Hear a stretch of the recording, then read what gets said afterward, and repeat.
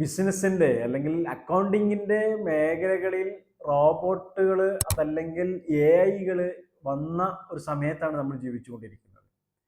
UPI നമുക്കറിയാം അല്ലേ? നമ്മൾ സ്കാൻ ചെയ്യുന്നു, നമ്മുടെ അക്കൗണ്ടിൽ നിന്നുള്ള പൈസ മറ്റൊരു അക്കൗണ്ടിലേക്ക് വളരെ ഈസി ആയിട്ട് മൂവ് ചെയ്യുന്നു. മുൻപ് ഇങ്ങനെയൊന്നും നമ്മൾ ചിന്തിക്കാൻ പോലും കഴിയാതിരുന്ന ഒരു കാലഘട്ടത്തിൽ നിന്ന് ഇന്ന് വളരെ ഈസി ആയിട്ട് അത് ട്രാൻസാക്ട് ചെയ്യുന്നു എന്ന് പറഞ്ഞു കഴിഞ്ഞാൽ അക്കൗണ്ടന്റുമാരെ നിങ്ങൾ ശ്രദ്ധിക്കുക, AI കാലഘട്ടമാണ് വന്നുകൊണ്ടിരിക്കുന്നത്. ഇനി വരാൻ പോകുന്ന ബാങ്ക് സിസ്റ്റംസും ഒക്കെ ഇങ്ങനെയായിരിക്കും.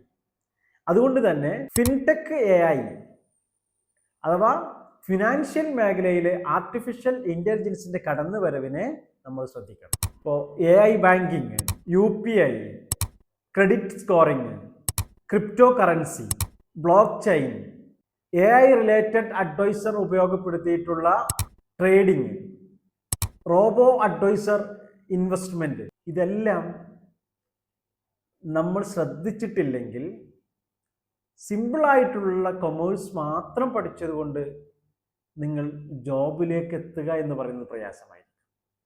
അതുകൊണ്ട് തന്നെ കമ്പ്യൂട്ടറിൻ്റെ ബേസിക്സ് പഠിക്കുന്നതോടൊപ്പം AI റിലേറ്റഡ് പ്രോഗ്രാമിംഗ് കൂടി പഠിക്കുക.